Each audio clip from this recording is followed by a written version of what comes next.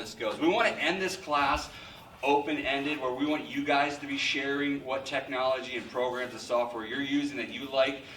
We were asked to. I'm Keith, by the way. I'm the lead pastor at Fairlawn Mennonite Church, and Cory is the administrative pastor.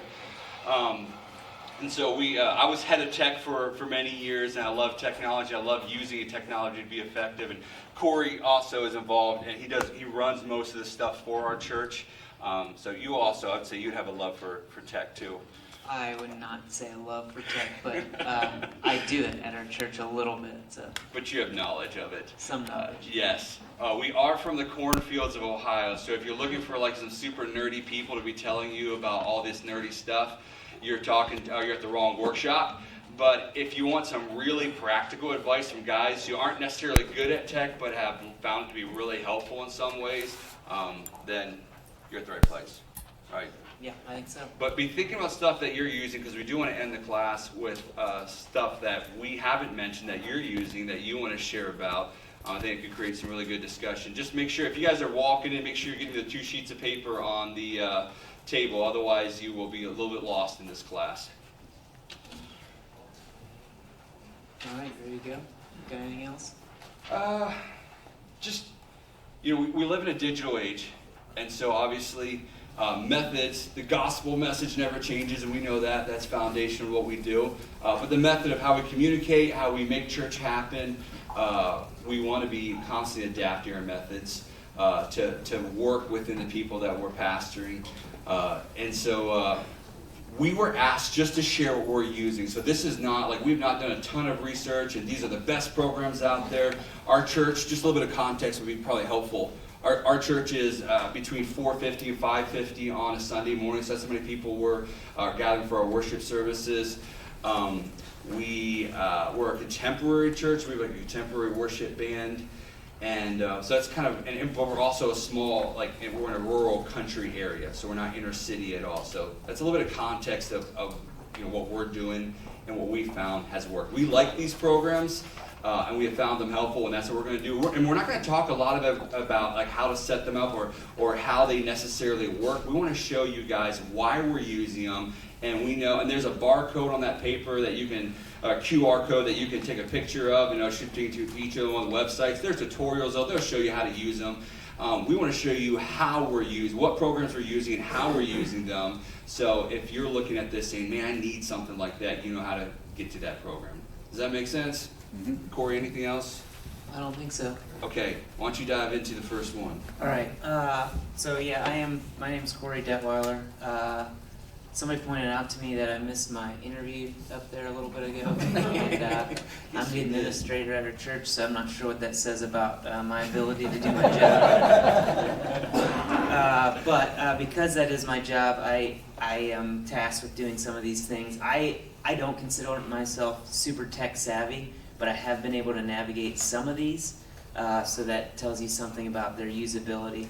The first program we're going to show you is a program called Tidely. Tidely does a lot of different things. If you go on their website, you're going to see a lot of programs that we don't actually use. But what we use Tidely for is our online giving. We use it for our website, and we use their pay app. So online giving, I'm just going to show you kind of the end user, what you'll see as a person going to give on our website. One of the things we found about online giving is it is a bummer to pay kind of a fee to take gifts. Like that's kind of a hurdle to get over. But what we have found is that it's easier. It is easier to give online. And so people are more likely to do it. People are more likely to make it a habit.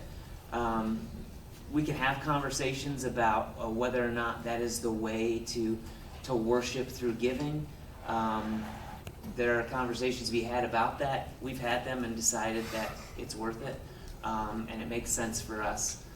So on our website, if you wanted to give online, it's pretty simple. This is our website here, fmcapplecreek.com, and right here is a Give tab. If you click on that, there's a few different ways you can do it. There's a text to give. I'm just going to click on this button, regular giving, and it just pops up, maybe, hopefully, it pops up. And you enter a dollar amount. You enter Cory's a generous giver. whether or not you want to do recurring giving, your name. I'm not going to enter my credit card number. And then you click give, and that's it. And so basically, you all aren't concerned with this, but your treasurer will then kind of on the back end be given all the information they need to do that kind of stuff. But that's kind of our online giving, that we do through Tithely. And we use that too for cafe, right? Yeah, I'm getting to that. Okay, perfect. So the next thing that we use Tithely for is to host our website, which I've already shown you that. And the nice thing about that is that I am able to edit it. It gives you just a lot of templates that you fill in. You can pick your colors. You can pick. You've never done website design before? No, I know nothing about web design or any of that. I basically just had to fill in information. There's some stuff to figure out. There's some hurdles for me because I'm not geared that way. But like, this is all stuff that I did, and it was not hard. And the nice thing about it is I don't have to call somebody to get things changed. Like, I can easily just change them on my own. So Tithely does websites also, and this is ours. And then the last thing that we use Tithely for is they have a pay app, which is basically like it's a way to send money for things that aren't tax deductible. So the giving app is for tax deductible gifts. We have a cafe at our church, and so we used to just take cash, and so lots of people, people don't carry cash. Maybe my age and younger, I don't know. And so lots of people couldn't get coffee or whatever on Sundays. And so through Tithely, we were able to have this pay app. And so now we can take credit cards, and it's all kind of in the same system, same universe as what our giving already is in. And then we also do like mission meals. I'm sure many of your churches do like youth meals or meals which you're taking money for. And a lot of times we got IOUs for those meals. Not literally, no one was writing IOUs in the thing, but it's like, can I come back this week and pay? And that sometimes happened, but we noticed a significant difference when we started taking credit cards for our youth mission meals. I'm not saying people weren't being honest, but people are forgetful. And so when we were able to take their money right when we asked them for it, it was just a lot more effective for those meals. So we use the pay app for that. And there's, like we said, there's lots of other platforms that do all these things. So just know that they're out there, and a little bit of research you can find them. Do you know exactly why I went with Tithely compared to the other platforms? Like, what did you like about it? So I was doing an internship at a church before I came to Farallon, and we used Tithely, and so I was familiar with it. I did some other research, and I liked Tithely. It's super cost effective. There's some things that I don't like about it, but it's been working for us. So that's what we've used. Yeah. You mentioned the fees with using it. Does Tithely give the option for the giver to pay the fee? Yes, Tithely does, and most giving platforms now do give you the option to cover the fee. So there's almost always a 3% credit card fee if they use a credit card. It's like a 2% fee if you do the ACH like bank transfer. And the best thing you can always do for your own churches is like automatically send a check from your bank. That's the best. It's like there's hardly any fee with that. But Tithely does allow you to cover the fee. Is there any questions? I flew through that. Do we have any questions with that at all? Does Tithely have a fee for hosting a website? Yeah, so everything Tithely does, they do charge you for. So like a website, I think, is maybe $30 a month to have that on there. And if you go to their website, you can see, again, all their services and their fees and costs for those. But I think we have a really nice website, and I love that someone who does not have web design in their past and they're can design it. So they do a really good job making it really practical for churches and other people with volunteers. So does that include domain? That does not include Okay. domain. Okay. So closely tied to Tidely is kind of our next thing. It's Elvanto. I won't explain their relationship, it just gets complicated. But Elvanto is a church management system. I don't know if this is true, but I think in the past, church directories were in some ways used as a church management tool. So you had the picture of everyone, you had their phone number, and maybe an address. And that was a way of kind of keeping track of people and who went to our churches. I still like directories. I think they make great, like, go back and see who's all there. But we kind of use Elvanto for that now. It allows us to collect people's information. Here's my information and kind of an example of what we collect. So we get like a first name, a date of birth, which gives you their age, and then we get email, phone numbers, things like that. And this becomes relevant here in a little bit. The other thing that Elvanto allows us to do is to organize groups. So we can organize groups, Sunday school groups, and based on data, we can then organize groups by age, by demographic, things like that. Where that becomes really handy is in creating reports. So I'm going to just get really practical here. We're able to create, based on all this information that I've gathered, we're able to create a report that pulls in every parent with a kid in kindergarten to 5th grade. Why would that be helpful? Well, because we have a Christmas play coming up and we want to make sure all the kids are included. So based on that report, I can contact all of those people. So the nice thing about Elvanto is I can go and contact, so I have April birthdays up now.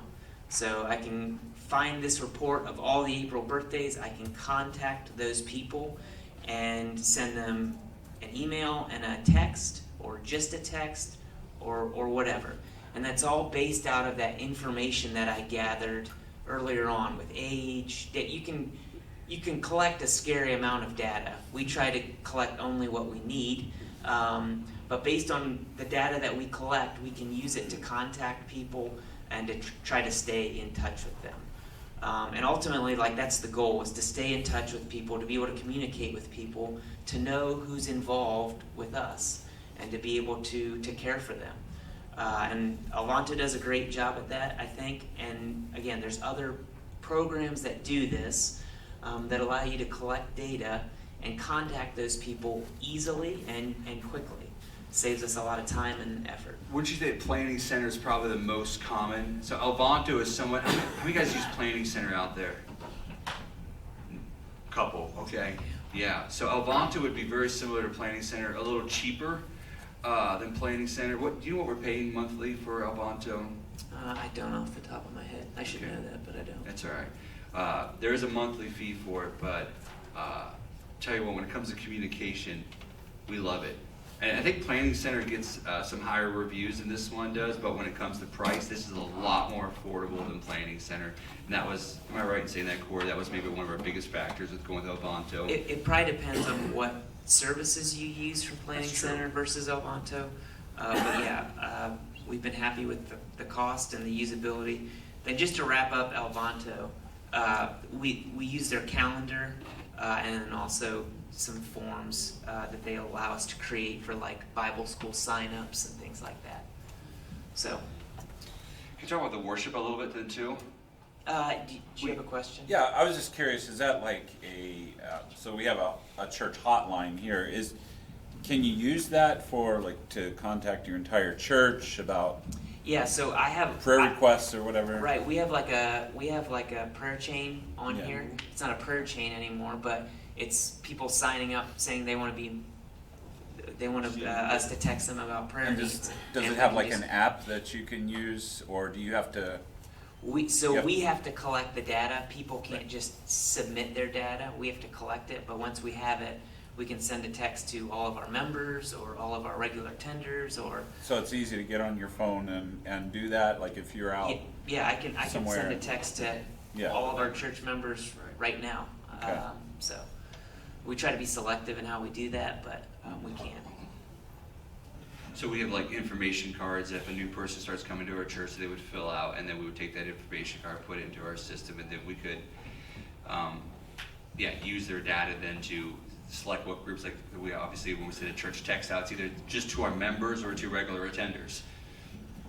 Yeah, but just to clarify, so Elvanto would be a website, but also an app, like it has a mobile app, so you could do both. You could be on a laptop or a mobile Yeah, phone. they have an app. I don't love how it functions, so I use the browser on my phone, if that makes sense, but Web browser, okay. Yeah. But yeah, you can really just send a text to any group you want, like to any. We have discipleship groups, so if all of a sudden one discipleship group needs to be moved to a different room, like right now, we could just text that whole discipleship group, say, hey guys, you guys are going to be in room 106 instead of 104 on Sunday, and they'd all get it. yeah. Should I talk about songs at all? Anybody in here like worship leaders or anything? Got one here. I'll just keep it real short, but this is also, it's for worship leaders too. So you're paying for this. It's no additional to use the worship leader side of it. So you can put all of your chord sheets, you can put all of MP3s or live recordings of your band, attach them to a song, set up a set list months out. 6 months worth of set list. And your band, knowing their schedule, can go to that set list they're playing, and they can see all the songs, click on and practice at home with them, listen to the MP3 while viewing the chord sheet, and come to that Thursday night practice all ready to go, because for the last 2 months they knew the set list for that Sunday. I use that. It's one of the best features as a worship leader. It's better than planning center. I would not say it's better than Planning Center. I would say it's cheaper. From the worst side, much cheaper than Planning Center. And it's the same functionality. But Planning Center is way more popular, for sure. Yeah, I think so. Any other questions with that before we move on? All right, I'm gonna switch over to Keith. Your computer's live, so. Yeah, there we go. The next one on your list that we're working through is gonna be called Trello. If it pops up here. There we go. So this is my favorite pastoral app. It's not made just for pastors. It's just a way of organizing and managing information on a personal level, especially on a meeting level. So let me just give you some really practical examples so you guys can see why I like this app so much. By the way, this is free. This is all free. It doesn't cost anyone anything. You get a username and a password, sign up on the app. This is also a desktop, as you can see on my computer, so it works real well with a phone or a computer. But if I'm talking to someone in my congregation, they mention a problem that needs to be addressed, and I'm thinking, man, I gotta talk to my leadership team about that. I pull out my phone, and I go to one of my boards, and you see leadership team meeting. I click on that leadership team meeting. I can immediately see, here's my current meeting. I also notice, two of the elders added some stuff to this meeting too. And now just go ahead and click on here, add whatever I need to. The important thing is, I won't type anything for right now, but add that to it, and immediately all my elders see an upcoming agenda item that's there. And I have not forgotten to tell them about it. And so this is the way I keep my head around pastoring. I've been pastoring at my church now for 12 years. The lead pastor for just 5 months, so I've been very overwhelmed. What happened there? Okay, no, that's back to you. Sorry. That's all right. Just very overwhelmed with the amount of information. I've been trying to understand how systems work and so on. So Trello, I've been using Trello for a long time, but as a lead pastor, I use it just for the last 5 months, and I absolutely love it. So I want to walk you through some of the boards. First, I want to go over some terminology, though. When we talk about a workspace, you can see here all my workspaces. These are staff. Think of this as people that you are inviting into your space, like your room where you're going to have the meeting. So FMC pastors and elders, that's one of my workspaces. With a workspace, you can control the members. You see that. So right here are all the pastors and elders at Fair Lawn Church, and they're all invited to this workspace called FMC Pastors and Elders. And then I have boards.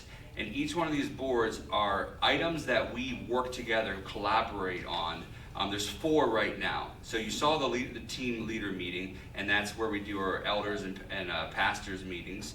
You see this first one is just the meeting format, just to remind me like what happens. Here's the leadership team, so I can remember who's on the team. Sorry, this internet is a little slow. There we go. So that's just to remind me, we do a 4-year elder rotation, so it reminds me when the guys are coming on and when they're coming off. Reminds me that the lead pastor makes and leads the agenda. Leadership meetings every first Tuesday of the month. Elder meetings meet with the lead pastor every 3rd Tuesday of the month. Every 5th Tuesday, we're praying for our members. Here's my current meeting. And during the meeting, we all have our phones out or iPads out or laptops out. And we're all looking at this together. And I could, in the meeting, say, hey guys, this prayer segment in the worship service, I want to move that up to item number 2 real quick. And again, everyone's phone, they see it's number 2, or we're done with an item, I'm just going to delete that item, we're done with it. During the week, I might remind them several times, hey guys, check out the Trello board, we got this meeting coming up, a couple new items on there, and they are talking to people too and also adding items to this. When we talk about stuff, if there's actions that need to be happening, I'll just take this and I'll just slide it over here and drop it. Okay, there's some action we need to take with that after this meeting. One of my favorite features is during the meeting, let's say we're talking about how do we care for suffering people. We want to get better at that strategy. During the meeting, you can click on that card and you could say, well, here you can see Kelsey had a thought. I didn't finish his thought. I was just playing with it earlier today. But let's say Cory, never spelled his name right. Sorry. Cory said. I'm sorry, guys. Here we go. Cory said what was your idea? Something. Cory said something. And said to something to someone, all right? Here we go. And so now when the meeting's over, and by the way, everyone's seen these comments, so I could even say, let's say Tim has a suggestion to me. I say, Tim, that's really good. Can you write that in a comment and underneath that item? Tim's like, all right, so Tim writes his idea. Now, after the meeting's over, I can go back to this and say, okay, now how'd that conversation, we had so many conversations in that meeting, how'd that conversation go with caring for suffering people? I look and say, oh, that's what Kelsey said. Here's what Cory said. Oh, and I remember Tim wrote that right there. That's great. And I can track it all. So, anyways, I really love this for meetings. Also, we have like strategic planning days. We do 2 of those a year. So these are meetings that only happen, they're 8-hour to 10-hour meetings that happen on Saturdays with the whole leadership team. So they don't happen very often. They're for large conversations that need to be happening, big vision stuff. And so it could be in June. These meetings happen in December, and one happens in January. It could be in June, and I think of something like, man, we need to have a long conversation about this. And I can open up strategic planning days, and there you can see for December 4th coming up, I already have all those items ready to go for December 4th. And then the same thing with January 29th. And then if I forget, like it's been a long time since I had that meeting, what was the process again? Oh yeah, we have breakfast with the wives, and then I need to make sure I provide lunch and some snacks and water. Oh, we also provide babysitting for those meetings, so the elders and pastors with kids. And it goes from 8:30 to 4, and we would talk about sermon series ideas too. Don't forget about that, and heavy church issues. So that's my pastors and elders staff group. Then here's a FMC staff. So we have 13 staff for the church. So this is boards we use throughout the week. Again, I can control my members, invite people, and kick people off when I need to. Like membership and baptism. Cory, walk through this one. This one's awesome. So, the cool thing about Alvanto is the possibilities are as creative as you are. Yep. So, to-do lists are one thing, or processes. This would be like a process board. So, basically the way this one works is if somebody wants to become a member, for example, at Fairlawn, the first step is to take Discover Fairlawn. So we will add their name to the Discover Fairlawn. I think Tim said he wants to become a member, so Yeah. we can add Tim, we're him gonna pick there. on you. We should pick on whoever's sitting all the way in the back. Yeah, Anyway. that's true. So Tim wants to become a member. He takes Discover Fairlawn. So he's in there. We'll use Ruby. She's already up there. Yeah, here's Ruby. So after she takes Discover, then she needs to do an interview. So we'll drop her into the interview column. And then Drop her in there. once I do an interview with her, I'll say, okay, I'll take her from the interview and put her over into the video column. And then the guy that's doing the video, knows that he's got to make a video with Mary, and so on and so forth. So you just move these people down the line so that when you go weeks without talking about it, or haven't looked at it or thought about it, it's not just in your memory. Like, you know where you're at in the process. Like, oh shoot, actually I just saw something I need to do. Scroll over there. Yeah, like down here, I need to add these 2 people to the membership list. Haven't done that yet because they're still there. So I need to drop them in the membership list, and I'll do that as soon as Keith starts talking. But you can see that can be somewhat hard to track someone through the process of an interview with the pastor, or first a Discover Fairlawn class, interview with the pastor, and then get them scheduled in the bulletin, and so on. Depending what your process looks like, you can just move names right along. And again, I love what you said, Cory, that really you can use this as creative as your imagination is. You can set it up that way. Just to give you a couple more ideas, our members meeting.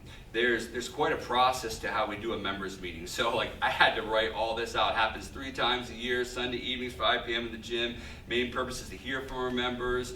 The stuff we need to print it out, our basic rundown. So I kept that all in here. Like, I would forget that we provide a kids movie night for members meetings, so with members with kids can come and have babysitting provided if that wouldn't be part of our Trello board. And then I can see, like, what did we talk about on November 14th? What did we talk about August 15th? What did we talk about March 21st? What about our meeting coming up on February 27th? And all of a sudden, from this pastor's conference, I'm like, man, we need to talk to our members about that. I'm going to go right here, click on that, and I'm going to add something to that agenda so I will not forget when I get home. I'm not sure. Cory, is there another Trello board that we're using differently? Maybe the homeschooling. Well, here's the same thing as the member, though. This is our Vision Sundays. You can see what core value we talked about our Vision Sunday, what gospel evangelism tool we shared. So it's just a great way of tracking information, keeping track of what's going on. Even like my wife and I have our own Trello boards, and I use it for really practical stuff. Here's my prayer Trello board. This might be helpful. Here's all the stuff that I'm constantly praying for. This stuff doesn't change. And here's current stuff that I'm praying for. And then here's things I want to remember when I spend personal time with God. Here's a good one for pastors. Here's upcoming weddings. I have the hardest time remembering what people tell me about upcoming weddings, and what they want me to wear, where they're doing the premarital counseling, where the location is at. And so this wedding I just did this past Saturday, and then here's 2 weddings that are coming up that I just make notes in it, and as I talk with the couples and meet with them. So, all right, questions? Is that about right for Trello? Yeah, I So think is so. is that both website and app? Yes, and it's So- free. Okay. So I can go right here and So the people you invite then download the app? yes. So these are for people that you invite into a space, and that's what a workspace is. So your workspace, you got to decide, is this just for the elders? All right, I'm going to invite my 4 to 5 elders in this workspace. Is it all a staff? But everyone who gets invited needs to have an account. So everyone needs to have a username and a password. It was a little bit of a work with the 6 pastors, 4 elders on our leadership team to get everyone, to download the app, get a username, get a password, all that. But once you're set up, that's it. I mean, now it's just click on the icon, or go to your computer, click on the icon on your computer, we're ready to go. The one other thing I should add to this is you can attach documents to different cards. Yes. So, for example, a lot of times with elder meetings, I think I have a column in the elder meeting space with each meeting, and then I'll add the notes that I took, or the minutes that I took for that meeting, so that elders can access that too, or whatever else you might want to add a document for. So you're both using the same format, or same space, just, Yeah. Yeah. because what you add, then everybody else can see. Absolutely, and it's in real time, so even in a meeting, I can switch, say, man, we're running out of time, I'm gonna grab this agenda, I can put it closer to the top as we work our way down through the list. So it's all real time, people will be adding comments real time, someone might say something like, man, that's so good, can you put that in that board for me? And then I can go back and read their comment they put in. Here's an attached document. If you get an email from somebody, you could throw it into a PDF and attach it. If you have a blueprint you've been working on, you want to show them a ministry blueprint, you can go through there and attach that, so you can attach docs. And yeah, Here's guys that I'm personally discipling. So and I'm keeping track of goals that we're setting, how often we're meeting, comments I don't remember from when we're meeting, prayer list, depending on who the person is. So these are all individuals that are either on staff or in my church that I'm personally mentoring. So this is my own personal one. No one shared on this one. Like there's no one I invited to this workspace. It's just me. Are any of those, can you do password protected? Or not? Well, I mean, if you're not invited, you're not invited. You can't see the. So Yeah. if someone kicks someone off, right? Let's say a pastor goes haywire on me, I'm kicking him out, right? You could just remove them right here. Oh, okay, all right. Once they're removed, they can't Okay. see it. You can only see Yeah. what the administrator of that board who set it up Okay. gives you access to. I should say the workspace. The administrator of that workspace will give you access to Okay. it. And then you also can work on a personal board and then invite an individual to just that board. So not invited to the workspace, but they're just invited to that board because that specific project or that meeting you want them a part of. Right. Yes, sir. But they do have to log on to this to see that people have made comments. It doesn't like send you a notification. It does. Oh, it Yeah. does? But you get to control that. So Okay. if there's a meeting you want notifications for in that, there's a little button called watch, you click on that, and then it'll give you notifications. If you don't want notifications, just turn them off. So, but yes, it can be very similar to texting every time someone updates something. Any other questions? Guys, I love this. This is so helpful to ministry, and it's free, and it's on every platform. It doesn't matter what phone you have or what's going on. All you got to do is help your team to get passwords and usernames and the app downloaded, and you are set. Josh? I see on this you have certain pay rates on this connected. Is that for certain applications that are tied to that then as well? Yeah, there's power-ups on the non-free version that you can pay for, and also there's space you could run out of. That kind of brings me to the second thing that I want to talk about, which is Dropbox. It's next thing on the list. So Dropbox is what we use to store a lot of stuff, and you can tag as much stuff, or link is the right word, link as much stuff as you want to a Trello board from Dropbox, and you won't run out of space. Or you could bypass Dropbox and just take your PDFs or your emails, or whatever you want to tag and link to Trello. You can do that, but it will take up space in Trello, and then you eventually will run out of space in Trello and need to go beyond the free version. Do you know what the space is on the free version? I don't. I know for Dropbox it's 2 gigs. I'm not sure about Trello. We just have never used it as a place of storing space because we're already using Dropbox. Okay, any other questions with Trello? All right. Again, I love that app. Dropbox. How many of you guys are already using Dropbox in some way? Yeah. Okay, cool. About half of you. So Dropbox is what we use as a way of sharing data. So obviously if it's a larger file, email isn't going to suffice.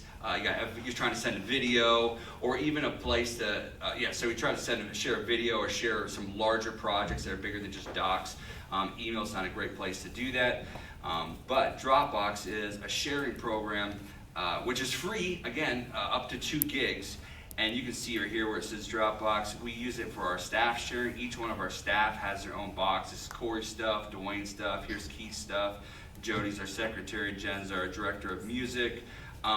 And we can just share projects that we're working on in that. Cory, I don't know if you want to talk about how you share it all with it, or... Okay. So it's basically a place just to share files with people that are collaborating on a project that we then use to link to Trello, to view in Trello, but then to actually work in Dropbox. Trying to think of any, you can, if there's a video or things you want to share, you can select individuals to share that with.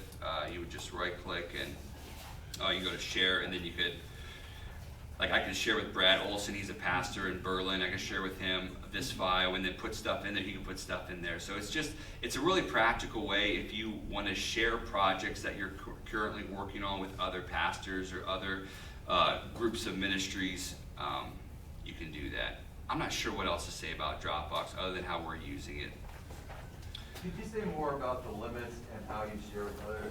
We've had problems with Dropbox where I was trying to stay with the free, but not only my stuff, but the stuff that was being shared with me is being counted, and I hit 2 gig, no problem at all when we do videos. Yeah, I mean, we've run out of space before too. We've talked about maybe paying for space. We've tried to keep Dropbox clean other than actual sharing projects. Like we're trying to do it for like long-term storage. That's what our server is doing for us. So this is like projects we're working on right here, right now. As soon as we're done, we get it out of Dropbox. Probably the main way we use Dropbox is, at least consistently on a weekly basis, us pastors, there's 6 of us pastors, and so if we're preaching that week, we're creating our slides via, I guess I'm doing Keynote, you would be doing, are you using Keynote too? Yeah, most of us are using Keynote. And then once we're done creating our slides for the sermon, we export them as images, and then we throw them into Dropbox. And then Cory, sometime on Sunday morning, goes to Dropbox, there's a bunch of the images, grabs those, slides them into ProPresenter, boom, shows them, and they're all ready to go. So it's really a way of just sharing larger items. Keith, can I add on to that just real Yeah, quick? absolutely. Dropbox is great with like syncing stuff together. So like you're bringing up files that you're working on currently. I would discourage using it as a long-time storage. If someone's computer gets a ransomware virus, everybody's files are now ransomed and encrypted. So anytime you're using a program that's syncing files specifically to your computer that's synced with other people, you're essentially on the same shared file drive. And so if those files get corrupted, you lose your copies too. That's good. Thank you. I appreciate that. So it's just if you're like, we are so frustrated how to collaborate projects, especially larger projects. How do we share them with each other and collaborate? If that's been a frustration, I'd highly encourage you to at least try Dropbox because it's free. And it's worked well for us in that. Any other Dropbox comments? I know there's like Google Docs and there's a lot of other ways to share stuff too. We just want to share what we were using. Okay, these next 2 things, which is Ecamm Live, which is how we live stream, and also ProPresenter. We understand most of you probably aren't running your own live streams and aren't running the tech stuff, but we wanted to at least share a little bit about what we're doing with them. So in case you are frustrated as pastors, you can at least come to your tech group and say, hey, have you guys tried this? Because we got frustrated with live streaming and with presenting stuff, and we found 2 things that we really like. So it's more to give you guys permission to be advocates. If you're like, man, what we're doing is not working, and I don't know what to do, you can at least go to your tech crew and be like, hey, try this program. I was at a conference and someone talked about this one and said it works really well. So Cory, take it away with Ecamm. So we started streaming our services like in 2020. When lots of other people started streaming their services. And it was something that we felt pretty inadequate to do because we didn't really know how or where or what or anything. We didn't know anything. So what we started doing is using YouTube Live, just going live on YouTube. But we had a lot of problems with stuff like Lagging was bad. Lags was bad, and we just had trouble. And so we stumbled on Ecamm Live, which it is not going to deliver you the best quality stream. I can tell you that. But I can tell you that it costs us like $15 a month, and it does what we need it to do. And so along with that, I just want to quickly give you kind of like our philosophy for streaming. So we started streaming services again because we shut our doors for 6 weeks or something like that. And we wanted a way to get a service to our people. Obviously our doors are not shut anymore, but we do still see a need where people are traveling, people are sick, homebound people. Like we still want to get them our services since we have the capability to do it, but we still value in-person service. So like I said, Ecamm is not the best quality, but it's cheap. And it kind of goes along with our philosophy of what we believe about church, which is that in-person is the highest value that we can have. Like it's very important for us to gather in person. So we've kind of opted that we're going to not invest a lot of time, not invest a lot of resources in streaming our services. So you can go to our website, fmcapplecreek.com, and see our stream. You will quickly notice that it's not the best stream you've ever seen. But it gets a sermon to our people. It gets a worship service to our people that can't otherwise be there. So that's kind of like a mix of our philosophy and what we're doing. Like I say, Ecamm basically just takes sound and audio and mixes it well, and then it sends it straight to YouTube where people can watch our service. You can also go on our website and watch it. But that's the overhead 10,000-foot view. But Does it archive your sermons on your website? so YouTube will archive our sermons, Automatically. Okay. and then I take Just them on YouTube or on your website? just on YouTube, and then I will take them from YouTube onto our website Got to archive them. But it allows you to do the linkage too with your website, so people can go to your website to click on the live stream and you're watching it right from the website too. What did you do about cameras to be able to do What did we do about? cameras? So we had a camera. To send footage to the foyer. We had a wall camera, and so we had what we needed already to do that. So I don't really have a lot to tell you on. Did you buy that camera? Yeah, I did. Maybe talk to Keith after. PTZ or something. I was just curious because that's a factor, Kevin, live streaming. Like, our Yeah. situation was different. I had a youth in 2017 who wanted to Facebook Live our service and asked me right before the service, could I do this? So it was a real formal process that we went through to make the decision. And I just said, yeah, as long as you don't do our sharing time. And so we started streaming back in 2017, but it was just Facebook Live. Well, then the pandemic hits and we're trying to figure out what to do. We had moved to Switcher Studio because that one uses cell phone cameras. So we had old cell phones that people didn't want anymore. They donated to the church, and so we had 2 or 3 cameras that way. And then we've evolved into having actual cameras now to have a better quality, like you talk about quality of our live stream.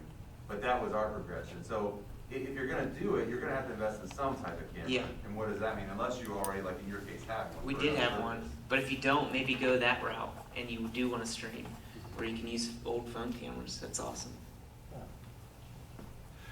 But we got really frustrated with just going right to YouTube, like Cory was saying, and even some of the free programs that were out there just didn't work well. Like the latency was awful, and it kept jamming on us, and so that's why we're like, let's pay for something. We went on a journey to find something that looked good. It's not great, but it looks good. I think you underrated ours a little bit. Maybe.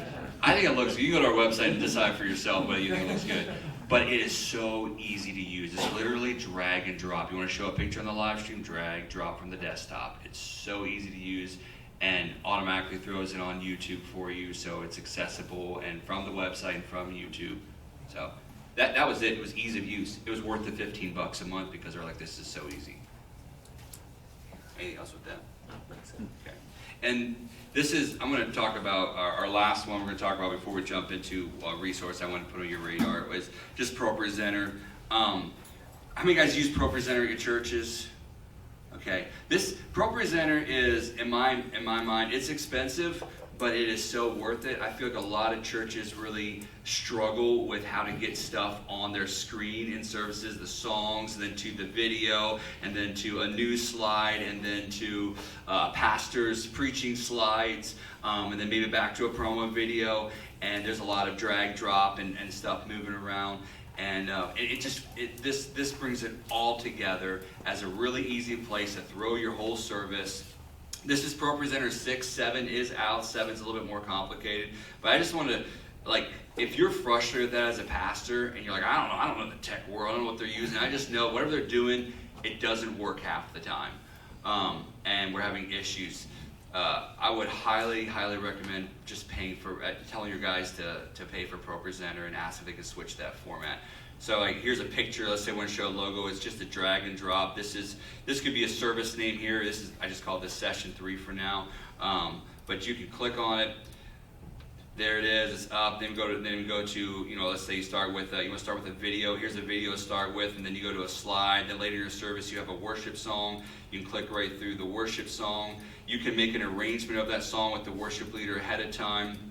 Here's an arrangement. You can cut out verse 2 if you want to, or you can add 2 verse 1s in there, so you can work with your arrangement really easy.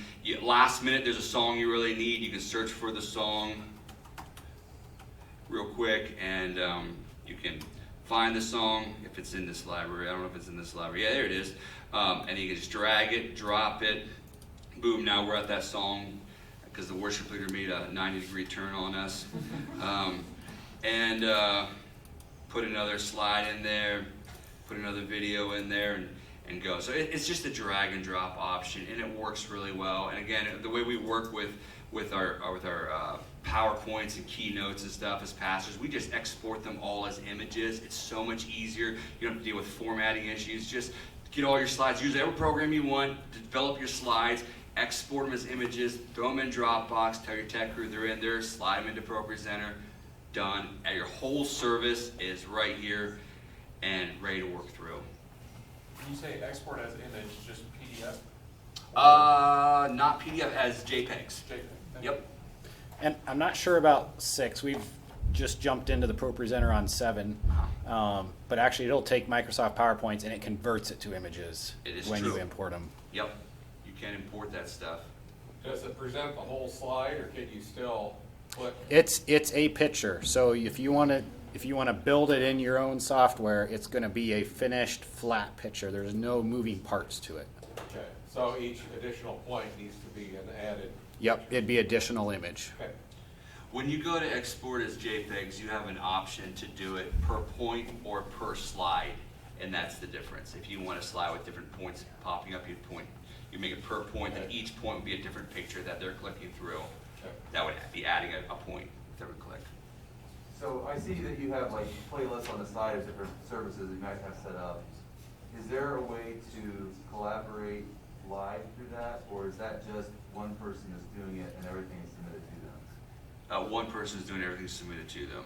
So there's no like save and sync where people have to be at home working out the night before and saving and syncing together? Seven I might think do that. 7 might. It's- 7 got really complicated. That's why I don't have 7 on here right now. 7 just opened up. Like you can do about anything, but I don't know. I've not played with that feature. Right, I We're haven't currently either. still, like if somebody would want to do that, you just export your schedule and then you're importing your schedule.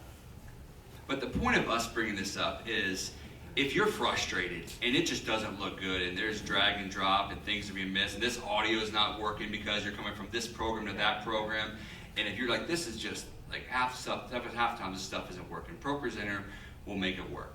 It's one audio source out as a video, and at 7 you can actually select even different screens. You could be sending one feed out to your foyer, another stream out to your auditorium. So there's those kind of options. It's just if you're frustrated, you want to say what is working out there, ProPresenter is amazing. Another thing with ProPresenter we talked about is the support team behind it. Yes. Yeah. Renewed vision is so just really good tech support for you guys, for your tech teams that have questions and stuff. Is this an Apple thing, or is this, it's right here? Nope, it's for all, for PCs and Apples. Okay, one last thing I want to talk about, and then we'd love to hear from you guys what you're using that's working really well. You see this card here that you guys should have gotten. This is a guy named Tim Schechner, and he's out of Berlin, Ohio. But he'll work with any church anywhere in the United States and even internationally. Basically, his whole ministry is graphic design, video production, and helping you communicate as a church. So his subscription, you would have a conversation with him, say, hey, approximately this is how many promo slides that we want a year, how many things we promote, whether there's a men's ministry, women's ministry, youth events coming up. Approximately this is how many videos we would want in a year, promo videos or ministry videos like the one we watched from Vicky Sayers earlier. That was amazing, well done video.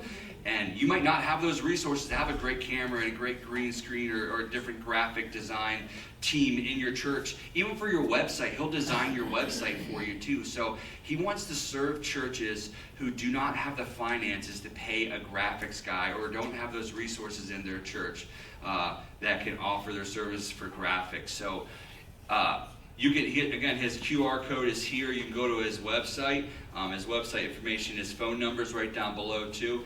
If you're frustrated with your lack of ability to communicate well digitally, Tim would be the guy to have a conversation with and say, hey, could you help us out?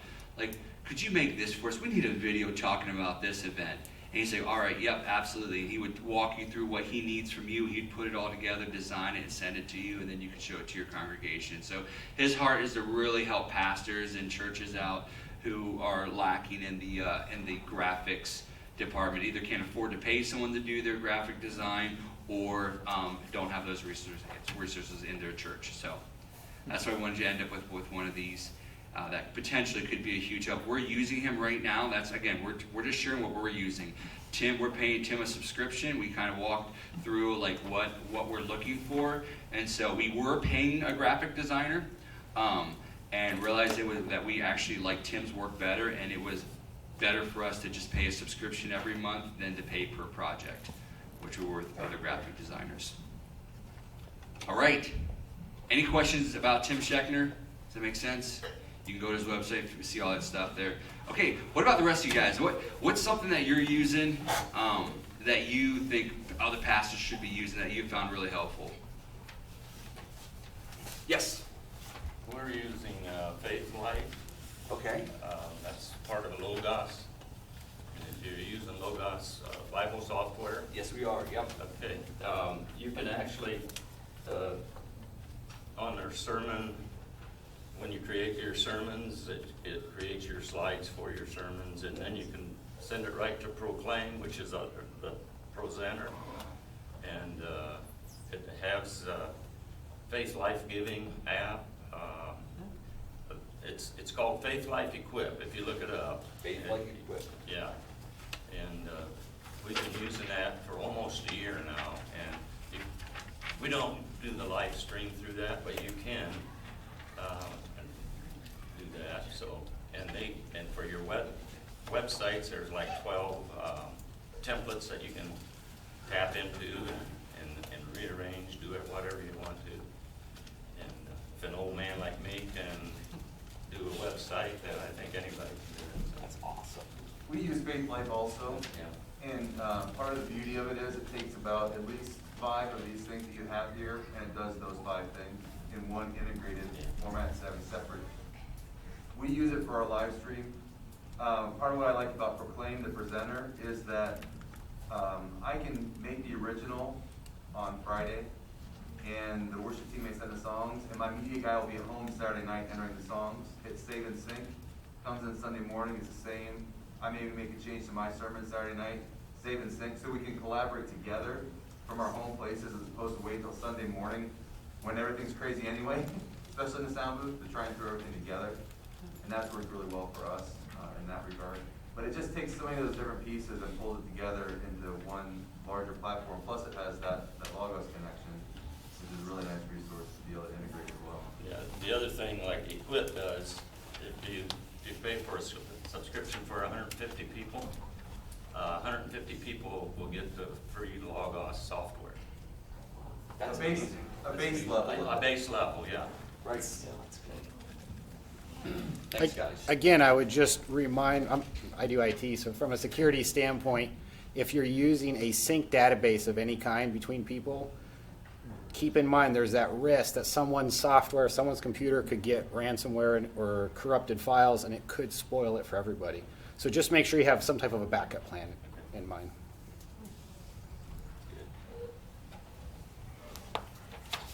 Anyone else have something they're using that they really like?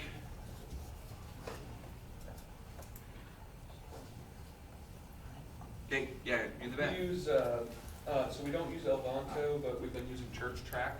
Okay. That's another church management software, and like you said, it's pretty cost effective. It's cheaper than Planning Center. Planning Center. Thank Yep. you. And Planning Center. But the thing that I did like about Elvanto, it does seem to be a little more streamlined, user friendly. Church Track, everything is going to be a learning curve. Every software that you try, it's going to be a learning curve. Yeah. But no, these are great. Thank you guys. Yeah, thank you. Quick question on Trello, can you add, the people that you add, can you add from your email account, or do you have to type it all in? The person you're going to be adding has a username and password. As long as you know what email they use to set up their account, you can just type in their email and find them and then invite them to that workspace.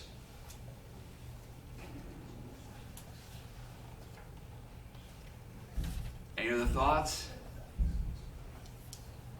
Just a more general question. How do you work at helping to get your congregation on board with technology? So like, as we were doing our research about making some changes, there was a great company out there, and they were gonna offer us all these things, and it was so wonderful.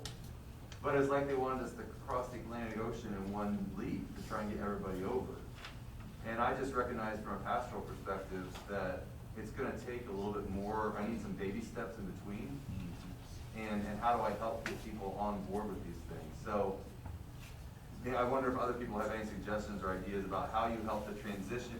I mean, this Trello looks awesome. My elders won't use it. I have trouble having to use email. Yeah, exactly. So there's no way they're gonna do this. It's great, but it's not gonna happen. Or at least I'm gonna spend a lot of energy trying to make that happen that I'm gonna lose from doing the ministry part instead. And so it just wrestle with those transition points. I mean, I hear, I don't know if I have any good answers, but I hear you, and that's a source of tension with the digital age coming in. Some people are adapting well, and some people just aren't. And so, I know the frustration. My elders, I had to sit them, each one of them down personally, and had to like download the app for them, and then walk them through how to set it up. And then once it's set up, now they can just click on it. So that's how I said with them, just click on the icon on your phone. There it is. You can see. So it was a learning curve. I'm not going to compare my elders to your elders because I don't know who your elders are, but I was able to get them to do it, but it did take work.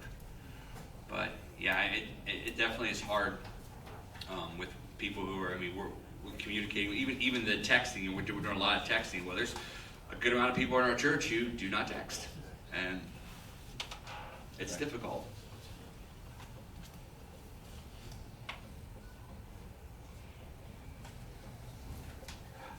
I want to say this, yeah, and then I promise this will be the last thing I say, and then we'll close the class down. But going back to Elvanto, one thing that has been surprisingly amazing about Elvanto, which I did not know I even wanted, and sometimes you don't know what you want till you start using something, like, oh, I want this now. But the ability to send out surveys. So we're kind of on a survey kick a little bit. Cory's been awesome with it. But just, after a members meeting, like, what were people's thoughts about that members meeting? Was it too short? Was it too long? Was it right on? What was people's thoughts about a sermon topic that was preached about? Do you feel like that was good or whatever? What was our last survey we sent out? Do you remember? I think it was about what days people prefer to do meetings. That's right. When we do church meetings, what day generally works better for you? A Sunday night, a Tuesday night? And again, we can select what group is getting this, whether members, regular attenders, or a certain discipleship class, or a certain age demographic. But we'll make up these little surveys. And again, no one needs Elvanto, which is a staff program. All they get is a text or an email with a link. They click on that link, and immediately there's a multiple choice survey that we set up all ourselves, and they can just click their answers, and 2 minutes later push submit, and all of a sudden it collects all the data for us and puts people in categories for us where we say who said this and who said that and who clicked A and who clicked B. And I'm surprised, and I think we're going to be using that feature a lot with Elvanto. Well, and you don't actually need Elvanto. You can create surveys through Google. And so whatever email service you're using, whatever text service you're using, create all the surveys you want in Google, and you just get that link and send it out. Yeah, Creating Google. Google. So like Google Forms is a survey feature, and it gives you a link. You can even create a QR code and put it in your bulletin. That's true. So yeah, Google Forms is maybe something we should have went over. This guy I think knows something about Google, is what I've heard anyway. Just curious, are you using forms for all your surveys and then linking it and using this as your distributor system, or are you creating the forms here? I've done both. Both, okay. Yeah. But lately we've been using Elvanto to create the forms too, right? Yeah. But anyways, it just as a pass, that's really helpful. It's just so all of a sudden in your head pops up like, what do people think about this? Like you can, in that moment, create a little survey, send it out, and immediately people, and for them it's just a click on a little button, whether it's an email or a text, and all of a sudden you got 75% of your people who are saying, hey, we want this. You're like, oh, that's really helpful. All right, I promise you that's the last thing I said, so I'm going to be done. Guys, thanks. I hope this was helpful as we talk tech. So blessings to you. Give him a hand.